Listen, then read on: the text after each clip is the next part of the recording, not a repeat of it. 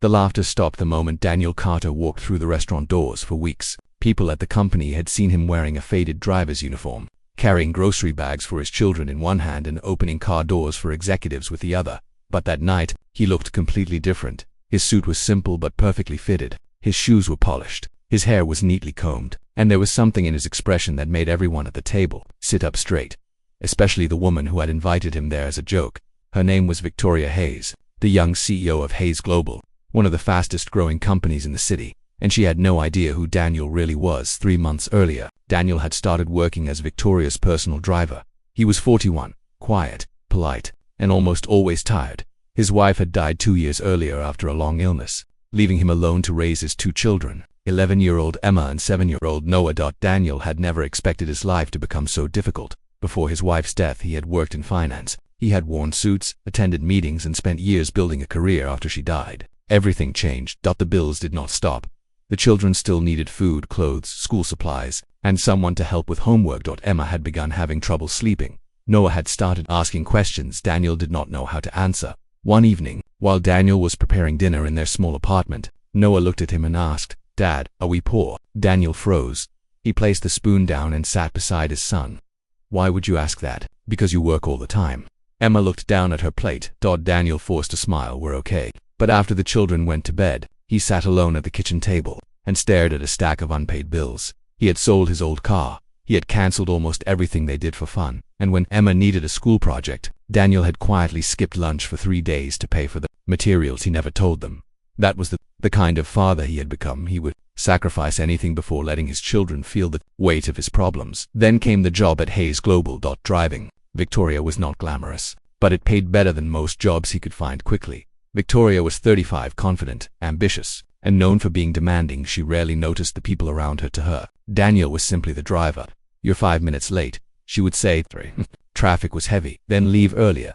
Daniel never argued. He had learned that pride did not pay rent. One Friday afternoon, Victoria was preparing for a dinner with several senior executives. She was frustrated because one of her guests had cancelled. Her assistant, Melissa, jokingly said, "At least you won't have to eat alone."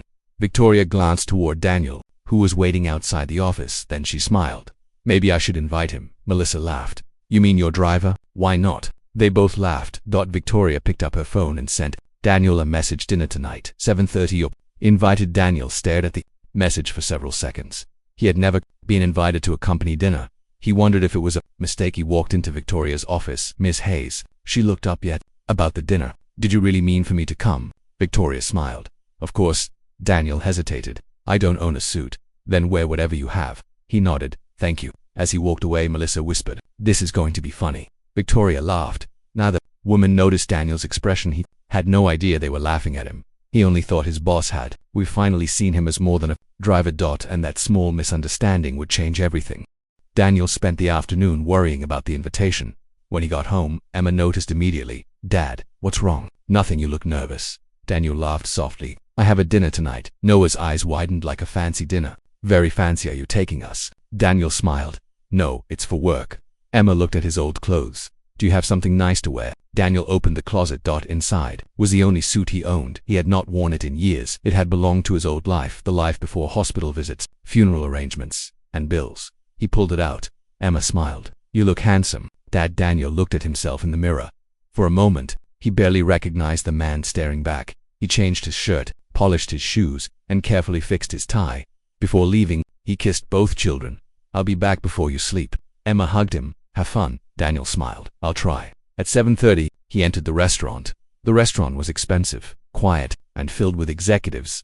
Victoria was sitting at a large table with 6 people when she saw Daniel. She stopped talking. Melissa covered her mouth. One of the executives looked confused. Daniel walked toward them. "Good evening." No one answered immediately. Victoria finally smiled. "Oh, you actually came." Daniel looked uncomfortable. "You invited me?" "Yes, I did."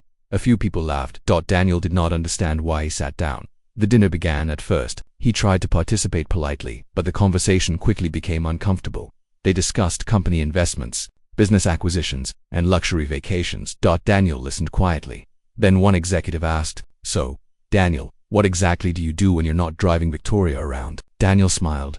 "I'm a father." The man laughed. "No, seriously." Daniel looked at him. "I am serious." Victoria lowered her eyes. She was beginning to realize the joke had gone too far. but she still did not know Daniel's past. Another guest asked, "Were you always a driver?" Daniel paused. "No. What did you do before?" Daniel looked at his glass. "I worked in corporate finance." The table became quieter. Victoria frowned. "You worked in finance?" "Yes, where?" Daniel gave the name of a respected investment firm. One of the executives suddenly looked at him carefully. "Wait, Daniel Carter." Daniel nodded. The executive leaned forward. "You're the Daniel Carter who worked on the Northbridge acquisition." Daniel said nothing. Victoria's smile disappeared. The executive continued, "You were the youngest director on that deal." Daniel simply replied, "That was a long time ago." Victoria stared at him. "Why did you leave?" Daniel looked down. "My wife became sick." His voice changed. "I wanted to be home." No one laughed now. He explained that after his wife's death he had tried to return to finance, but the schedule was impossible with 2 young children. "So I took the driving job," he said.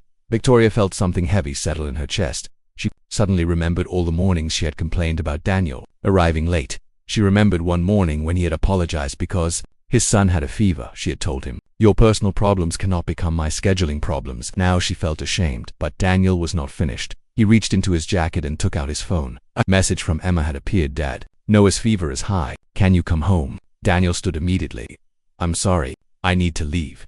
Victoria stood too. "Daniel, I hope you enjoy the rest of your dinner." He walked away. Victoria followed him. Outside. "Wait." Daniel stopped. She struggled to find the right words. "I didn't know." Daniel turned around. "That's the problem." Victoria looked hurt. "What do you mean? You didn't know me?" He paused. "You knew my job." Those words hit her harder than any insult could have. Daniel poked toward the street. Victoria watched him disappear into the night. Then she returned to the table. No one was talking. Melissa finally whispered, "I think we made a mistake." Victoria nodded. "No." She looked toward the empty chair. "We made a choice, and now she had to decide what to do about it." Daniel drove home as quickly as he safely could. When he opened the apartment door, Emma was sitting beside Noah. Noah was pale and tired. Daniel rushed over and touched his forehead. "We're going to the doctor." Emma grabbed her jacket. "I already packed his things." Daniel looked at his daughter. "You did?" She nodded. "You said we're a team." Daniel's eyes filled with tears. "Yes, we are." They took Noah to the clinic. Thankfully, the doctor said it was a bad viral infection but nothing dangerous. By midnight, Noah was resting at home. Daniel sat beside his bed. Emma quietly walked into the room. "Dad." "Yeah, are you okay?" Daniel looked at her. "I'm tired." "No, I mean, are you sad?" Daniel smiled sadly. "A little. Because of the dinner." He nodded. Emma sat beside him. "You don't have to prove anything to people." Daniel looked at his daughter. She was only 11, yet somehow she understood what adults often forgot. Daniel kissed her forehead. "I know." The next morning, Victoria arrived at Daniel's apartment building. She had never done anything like it before. She stood outside, holding a small envelope. When Daniel opened the door, he was surprised. "Ms. Hayes, I need to apologize." Daniel said nothing. Victoria continued. "One invited you to that dinner because I thought it would be funny." Daniel looked away. "At least you're honest." "I was wrong." She handed him the envelope. Daniel did not take it. "What is that?" "A job offer." He frowned. "I don't want charity." "It's not charity." Victoria took a breath. "I looked at your old work history. You were very good at what you did." Daniel remained silent. "I have a new financial strategy team starting next month," she said. "I want you to interview for a position." Daniel shook his head. "Haven't worked in finance for years." "Then we'll give you time. I have children, I know. My children come first. They should." Daniel looked at her carefully. "Why are you doing this?" Victoria answered honestly. "Because I finally realized that I judged a person by his uniform." She paused. "And because I think my company could use someone who understands both business and sacrifice." Daniel looked at the envelope. For years, he had told himself that his old career was over. Maybe it was, but perhaps his life was not. He accepted the offer. Not because Victoria felt guilty, not because he wanted to prove everyone wrong. He accepted because his children deserved to see their father believe in himself again.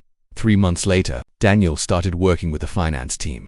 He did not become a rich man overnight. He did not suddenly forget the years of struggle. He still packed lunches. He still helped Noah with homework. He still attended Emma's school meetings. But now he had a career that allowed him to use his skills without giving up his family. Victoria changed to. She began learning employees' names. She stopped assuming she knew someone's story. And one evening, she invited Daniel and his children to dinner. This time, there was no joke, no hidden laughter, no reason to embarrass anyone. Just for people sitting around a table. Noah looked at Victoria and asked, "Are you Dad's boss?" Victoria smiled. "Yes." Noah thought for a moment. "Does that mean you're my boss too?" Everyone laughed. Daniel looked at his children. Emma was smiling. Noah was eating dessert. For the first time in years, Daniel felt something he had almost forgotten. Peace. He looked across the table at Victoria. Thank you. She shook her head. No, thank you for reminding for me that every person has a story I can't see. Daniel smiled. A man who had once entered that restaurant hoping simply to be treated with respect had walked out hurt, but he came back stronger, not because he became unrecognizable, but because he remembered who he had always been: a father, a professional, a man who had sacrificed everything for his children and still found the courage to begin again.